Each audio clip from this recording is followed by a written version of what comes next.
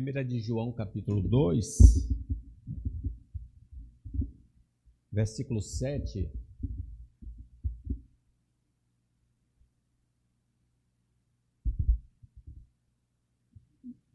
Do 7 ao 11. Vamos ler juntos? 1 de João, capítulo 2, do 7 ao 11. Amados, não vos escrevo mandamento novo, senão um mandamento antigo, o qual desde o princípio tiveste. Este mandamento antigo é a palavra que ouviste. Todavia vos escrevo um novo mandamento, aquilo que é verdadeiro nele e em vós, porque as trevas se vão dissipando e a verdadeira luz já brilha. Aquele que diz está na luz e odeia seu irmão, até agora está nas trevas. Todo aquele que ama seu irmão permanece na luz, nele não há nenhum tropeço. Aquele, porém, que odeia seu irmão está nas trevas e anda nas trevas e não sabe para onde vai, porque as trevas lhe cegaram os olhos. Meus irmãos, haverá um dia que todos nós estaremos na presença do Rei dos Reis e do Senhor dos Senhores. E nós poderemos fazer parte de um grupo que diz: Senhor, olha aqui, profetizamos em teu nome, fizemos muitos milagres. E Jesus vai dizer abertamente: não vos conheço. O que eu quero chamar a atenção, porque está escrito isso no Sermão da Montanha, é se nós ouviremos esse tipo de palavra. Jesus vai dizer: não conheço vocês. Então a epístola de João foi escrita para nos dar a certeza que naquele dia não ouviremos essa palavra negativa. Vamos ouvir: vinde, benditos do meu Pai, possui por herança que está reservado para vós desde a fundação do mundo. Então ele trabalha a epístola toda, inclusive os temas são repetidos. Está aqui no capítulo 2, mas você vai encontrar no capítulo 3, vai encontrar no capítulo 4, vai encontrar essas evidências. Ele fala de 3 evidências que nos dão certeza da salvação. A primeira, vou mencionar, é a ordem doutrinária. Aquele que diz que Jesus Cristo veio em carne é de Deus. Então, doutrina. Ele fala da evidência moral. Aquele que guarda os mandamentos de Deus conhece a Deus. E a terceira é a evidência social, o amor fraternal. Quem ama, de fato, não vai ser reprovado no juízo, vai ser aprovado. Então, o texto nos dá luz sobre o tema amor fraternal, que é o que eu gostaria de falar, o amor fraternal. Então, a primeira afirmativa sobre o amor fraternal é que é um mandamento do início da vida cristã. Onde está? Pode passar o ponto 1. Vamos ler então o versículo 7? Amados, não vos escrevo mandamento novo, senão o antigo, o qual desde o princípio tiveste. Esse mandamento antigo é a palavra que ouviste. A verdade que nos alcançou foi o amor grandioso de Deus. Nos foi revelado que Deus amou o mundo de tal maneira que deu seu Filho unigênito, para que todo aquele que nele crê não pereça, mas tenha a vida eterna. Então, no dia que nós ouvimos falar do amor de Deus, isso nos comoveu. Claro que houve obra do Espírito Santo, ninguém vai ao Pai senão por mim, né? É preciso que a gente seja tocado pelo Espírito Santo. Então, nós passamos pela porta da salvação. Quando passamos pela porta da salvação, que é Cristo, aprendemos que, como Deus nos amou, devemos amar os nossos irmãos na fé. Então é a primeira lição, primeira ordem, primeiro mandamento que aprendemos ao entrarmos na igreja, que devemos amar o próximo de maneira geral, devemos amar os nossos irmãos na fé e devemos amar até os nossos inimigos. O amor, né? Segundo grande mandamento. Paulo, escrevendo aos Efésios, diz assim: sede, pois, imitadores de Deus. Observe, devemos imitar a Deus como filhos amados e andai em amor, como também Cristo nos amou e se entregou a si mesmo por nós, como oferta de sacrifício a Deus em aroma suave. Então, é o caminho de todo cristão, o amor a Deus, o amor ao próximo, em especial o amor fraternal. A nova natureza que recebemos nos faz anelar, demonstrar amor fraternal. E o Espírito Santo que habita em nós nos capacita a executar esse desejo santo. Como é que a gente tem esse amor? Porque o Espírito Santo nos regenerou, nos deu uma nova natureza. E ele também está habitando em nós para nos fazer guardar os mandamentos. Pedro diz assim: uma vez que vocês foram purificados de seus pecados, é uma maneira de dizer o novo nascimento, quando obedeceram à verdade, tenham como alvo, como propósito, agora o amor fraternal sem fingimento. Amem uns aos outros sinceramente, de todo o coração. Então, veja que é o princípio da vida cristã. Assim que eu entro na igreja, eu aprendo, em especial, que devo amar os meus irmãos. O que o apóstolo está falando no versículo, em nossa reflexão, versículo 7, amados, não vos escrevo o mandamento novo, senão o mandamento antigo, o qual desde o princípio tiveste, este mandamento antigo é a palavra que ouviste. Refere-se a uma ordem expressa de Jesus aos seus discípulos que estavam presentes ali com ele, né, na ocasião, mas que valeria para os futuros seguidores. Estavam os apóstolos reunidos e o Senhor Jesus se dirigiu a eles e disse assim: um novo mandamento vos dou. Como se fosse novo no sentido de não existia ainda. Porque lá no Antigo Testamento já se ensinava que amar a Deus e amar o próximo são os grandes mandamentos, né? Mas ele diz: um novo mandamento vos dou, que vos ameis uns aos outros, como eu vos amei a vós, que também vós uns aos outros vos ameis. Então, quando João está se referindo no versículo 7 sobre o antigo, é justamente essa mensagem que ele recebeu da parte do Senhor Jesus. Amar a Deus e ao próximo são evidências autênticas de que de fato somos salvos por Cristo Jesus. Lembram que um homem perguntou: qual é, Senhor, o grande mandamento? Ame o Senhor, seu Deus, de todo o seu coração, de toda a sua alma, de todo o seu entendimento. Este é o primeiro e maior mandamento. E o segundo é semelhante a ele: ame o seu próximo como a si mesmo. Meus irmãos, Deus nos amou.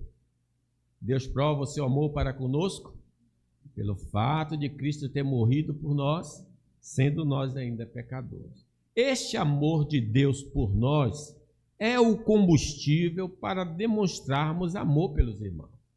Eu olho para Deus e vou então me espelhar nele, eu vou imitá-lo, eu vou copiá-lo. Citei Romanos 5:8, onde Deus prova o seu amor. Não tínhamos interesse por ele, por Deus, e o ofendíamos com as nossas crenças e comportamentos. Mas o Senhor deu o que tinha de mais precioso para nos resgatar. Nós estávamos distantes, não éramos justos, não éramos santos, mas Deus demonstrou amor por nós. E é desse tipo de amor fraternal que precisamos exibir para com nossos irmãos em Cristo, e então teremos certeza da nossa salvação. Bom, eu não merecia, nós não merecíamos e Deus demonstrou. Então o que ele está dizendo? O seu irmão não merece? Demonstre amor. Então você está me imitando, é a prova. Sim, será possível porque o Espírito Santo mora em nós e nos capacitará a realizar tal feito. Ficar em Jerusalém, até que do alto sejais revestido de... Como é que Sansão, com a quejada de jumento, matou 1000 homens? Pense aí. Não é possível. Não tem como uma quejada. Mas se ele está possuído, dominado pelo Espírito Santo de Deus, aquela quejada se torna uma tonelada e cada batida matava muitas pessoas, né? Então, o mesmo Espírito que habitou em Sansão habita em nós para podermos amar os nossos irmãos. Coisa linda, né? O amor fraternal, então, não é opcional. Eu vou amar se quiser. Não. O amor fraternal é obrigação, é mandamento. Portanto, está pecando quem na igreja tem sentimentos contrários aos irmãos que não condizem com o amor fraternal. Não gosto de fulano de tal. Aqui tem uma coisa ruim. Está dizendo que você que não é crente. Não gosto de fulano. Às vezes a pessoa nem fez nada. Só ver fulano já fica estressado. Quer dizer, peraí, que coisa é essa? Ainda que tivesse motivos, né? Também quem fala mal e prejudica financeiramente seu irmão na fé está na contramão do amor fraternal. Pega dinheiro emprestado e não devolve, faz algum tipo de rolo, né? A ninguém, diz Paulo, fiqueis devendo coisa alguma, exceto o amor com que vos ameis uns aos outros. Pois quem ama o próximo, aí ele explica o que é o amor, porque as pessoas têm dúvida quanto ao amor. Porque quem ama o próximo, cumpre a lei. Pois, aí ele vai citando os 6 mandamentos em relação a nós. Não adulterarás, não furtarás, não cobiçarás. E se há qualquer outro mandamento, tudo nesta palavra se resume. Amarás o teu próximo como a ti mesmo. O amor não pratica mal contra o próximo, de sorte que o cumprimento da lei é o amor. O que eu estou falando do outro está revelando quem eu sou. O sentimento que eu tenho do outro está revelando quem eu sou. Não chegue lá na eternidade e diga que a igreja aqui não pregava a verdade, porque está pregando, inclusive para mim mesmo. Temos de amar os nossos irmãos. Se temos quebrado o mandamento do amor fraternal, é necessário nos arrependermos. Sem o arrependimento, nossas orações não serão atendidas pelo Senhor. A mão do Senhor não está encolhida, nem surdo, ser ouvido, mas as vossas iniquidades fazem separação. Nossa adoração também será inútil se não amo meu irmão. Se teu irmão tem alguma coisa contra ti, deixa a tua oferta do lado, reconcilia-te primeiro com teu irmão e depois vem apresentar a tua oferta.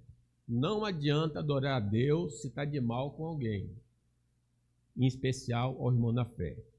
A autenticidade da nossa fé em Cristo estará sob suspeição. Confessemos então ao nosso Senhor nossa transgressão de ausência de amor fraternal, para que Ele nos perdoe e nos liberte de tal comportamento. Então, meus irmãos, estamos cientes do nosso dever. Temos de amar os nossos irmãos, como evidência da nossa salvação. Em segundo lugar, segunda afirmativa, o amor fraternal não tem prazo de validade. Vamos ler aí o versículo 8? Todavia, vos escrevo um novo mandamento, aquilo que é verdadeiro nele e em vós, porque as trevas se vão dissipando e a verdadeira luz já brilha. Os mandamentos do Senhor podem ser antigos, de fato, eles receberam muito tempo atrás, quando Jesus lhes falou, mas eu poderia até recorrer ao Antigo Testamento. É um mandamento antigo, mas ele diz, é novo. Ele pode ser velho, mas ainda está valendo. Mas eles não envelhecem e nem perdem a validade. Não somos como nós, né? A nossa validade é 120. Só lá de trás vai chegar a 120. Angélica. O resto vai tudo antes. Mas é 120. Mas tem prazo de validade. Nós precisamos, então, estar atentos a esse fato. Essas igrejas deixam de ser igrejas para darem lugar ao entretenimento social. Muitas igrejas abandonaram o principal mandamento, que é amar aos irmãos, e aí começaram a criar a igreja escura. Vocês já viram a igreja escura, né? Cheia de lâmpadas, cheia de escuridão, dá uma ideia de uma sensação gostosa, mas isso não funciona na vida cristã. O que funciona na vida é você ver o outro, porque na certa apaga até a luz para ninguém ver o outro. Não gosto daquele fulano, aí já está no escuro mesmo, eu consigo até adorar, né? Não, irmão, nós temos de ver um ao outro, encarar um ao outro, olhar um ao outro. João, que havia chamado o mandamento de amor fraternal de antigo, agora chama de novo, atual. Todavia vos escrevo novo mandamento, aquilo que é verdadeiro nele, Jesus, porque ele nos amou, e em vós, porque as trevas se vão dissipando e a verdadeira luz já brilha. Os apóstolos, em suas cartas, deram ênfase ao amor fraternal como um mandamento pleno de vigor. Apesar de ser passado muito tempo da ascensão de Cristo. Por exemplo, Pedro, em todas as epístolas vocês vão encontrar na abertura essas declarações. Respeitem todas as pessoas. Amem seus irmãos na fé. Temam a Deus e respeitem o imperador. Paulo escreve na igreja de Roma, amai-vos cordialmente uns aos outros com amor fraternal, preferindo-vos em honra uns aos outros. A mesma ordem deu Paulo à igreja de Tessalônica. Quanto, porém, ao amor fraternal, não necessitar de que vos escreva, visto que vós mesmos estáis instruídos por Deus, que vos ameis uns aos outros. Então era uma marca daquela igreja, o amor fraternal. O apóstolo João, nesta epístola, várias vezes dá ênfase ao amor fraternal. Por exemplo, no versículo 4, em outra passagem aí dessa epístola. Ora, temos da parte dele este mandamento. Então é um mandamento do Senhor, que aquele que ama a Deus, ame também a seu irmão. Então, o duplo mandamento. Como podemos notar, o amor fraternal não caducou. Ele permanece válido para nós hoje. O amor começou em nossa conversão e irá permanecer por toda a eternidade. Sim, porque diz Paulo aos Coríntios, agora, pois, permaneçam a fé, a esperança e o amor. Esses três, porém, o maior deste é o amor. Nós sabemos que o amor vai permanecer, mas a fé não. No céu eu não vou precisar crer. No céu eu não vou precisar de esperança, porque a esperança vai se concretizar. Então o que vai sobrar? O amor. O amor vai permanecer. Irmãos, quando Jesus voltar, não necessitaremos crer, nem precisaremos ter esperança, porque tudo que Deus nos prometeu se concretizará. Mas o amor permanecerá no novo céu e na nova terra, onde iremos morar. Temos ouvido que alguns falsos pregadores têm anunciado que a Bíblia precisa ser atualizada. Eles, na verdade, querem mudar a doutrina e a ética cristã que incomodam seus pensamentos errados e seus comportamentos que não condizem com a palavra. Eles querem eliminar o que não acham correto nela. Mas nós não devemos nos afastar do ensino dos profetas que nós encontramos na Bíblia, porque estes homens foram capacitados especialmente pelo Senhor para escrever e ensinar a vontade do Senhor.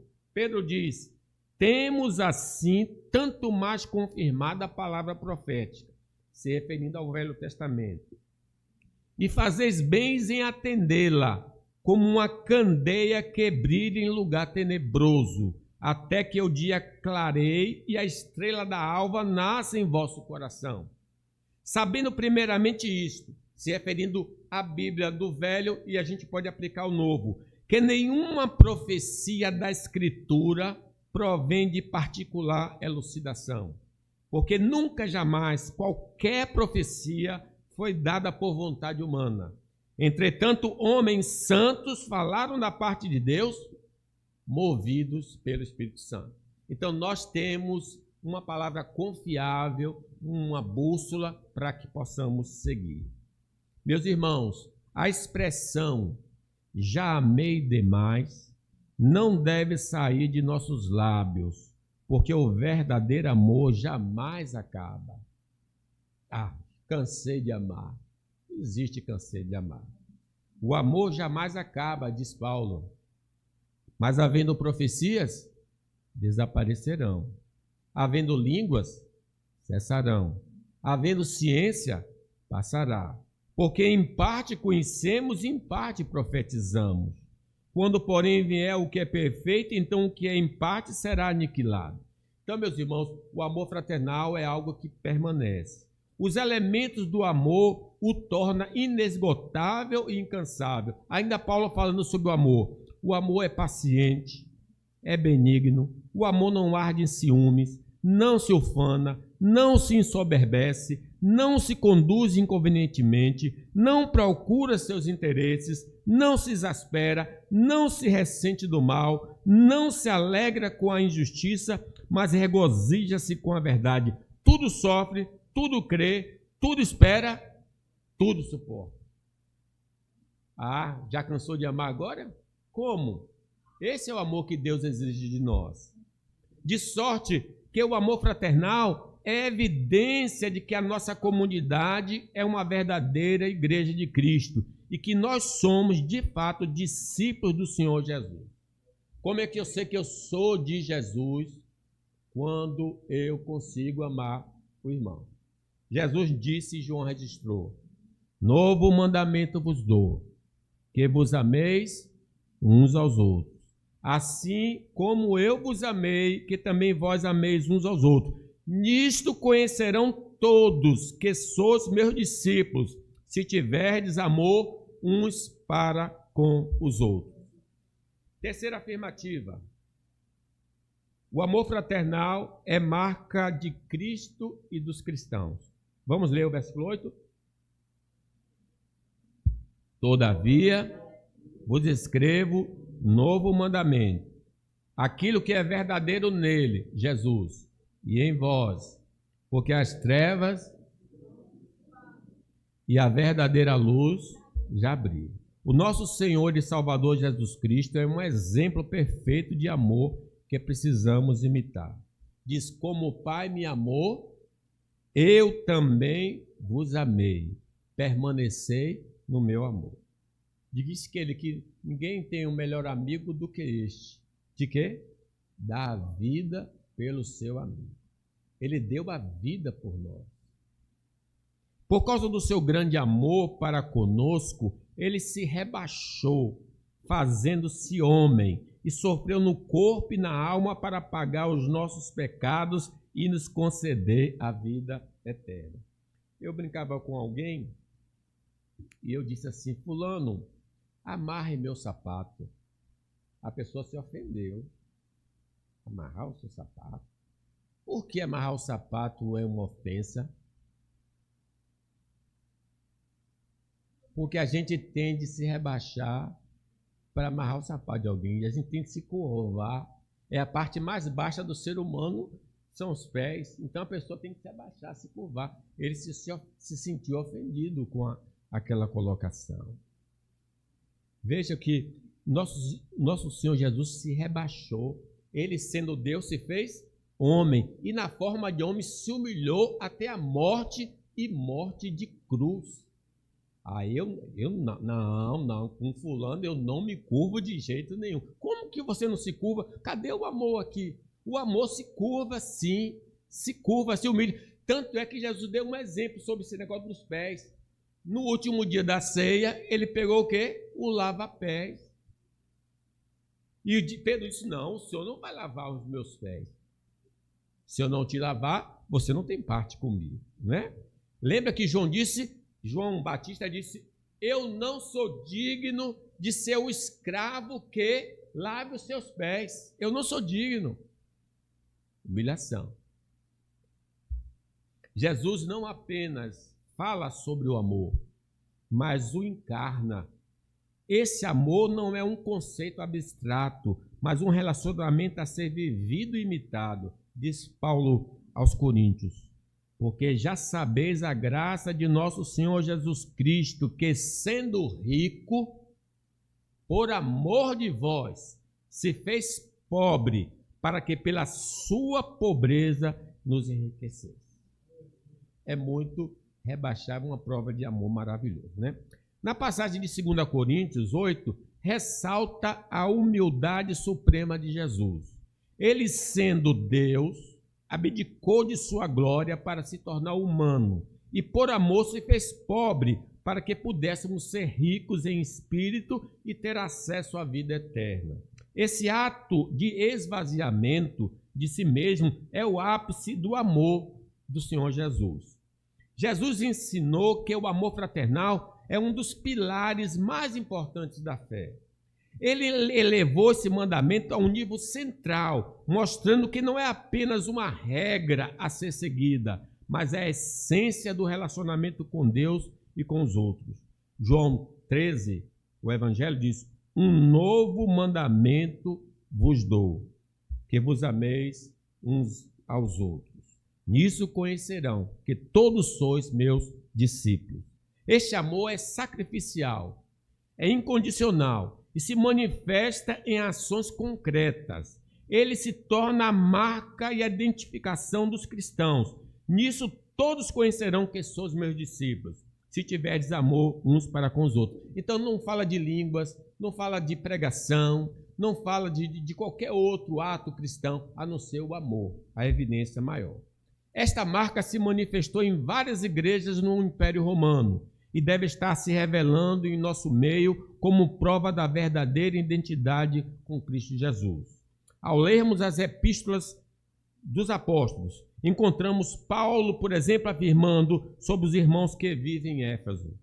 Por isso também, eu tendo ouvido a fé que há entre vós no Senhor Jesus e o amor para com todos os santos, não cesso de dar graças por vós, fazendo menção de vós nas minhas orações.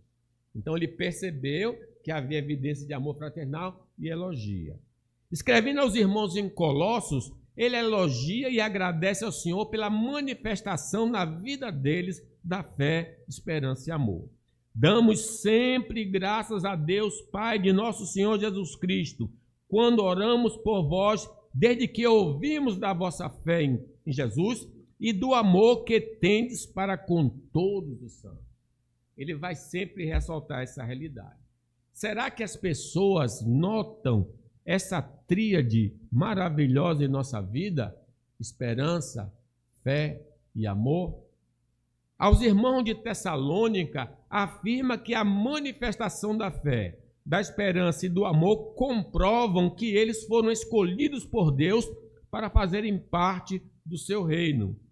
Ele diz, reconhecendo, irmãos amados de Deus, a vossa eleição. Como é que eu sei que eu sou uma pessoa escolhida? Eu tenho fé, eu tenho amor, eu tenho esperança. Isso não quer dizer, irmãos, que o amor deles era perfeito, mas está presente em graus diferentes.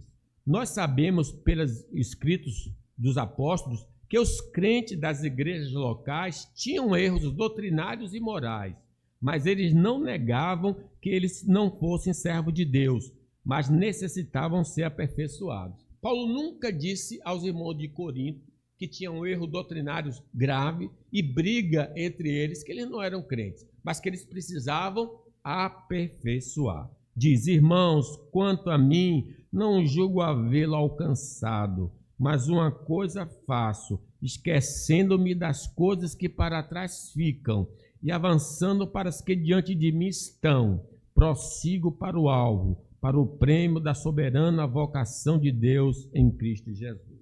Meus irmãos, se somos autênticos discípulos do Senhor, iremos imitar o seu exemplo. Que Deus possa ter aqui, depois eu falarei mais sobre esse assunto, a gente refletir na nossa vida cristã. Não adianta estar envolvido em toda a obra da igreja, aliás, se envolvam, não estou dizendo que não se envolvam, porque alguns já vão aproveitar essa fala. Eu vou falar que o crente não podia beber, não tem nada a beber, aí um cara saiu com um copo de cachaça, disse: o pastor mandou. Não, se envolvam com o trabalho da igreja, mas acima de tudo lembre, é o amor fraternal que comprova que você é crente. Se você não gosta de alguém aqui e vou sair da igreja, não vai resolver, porque aquela coisa ficou lá. Resolva isso primeiro, depois saia, aí pode sair, né? Que Deus nos abençoe.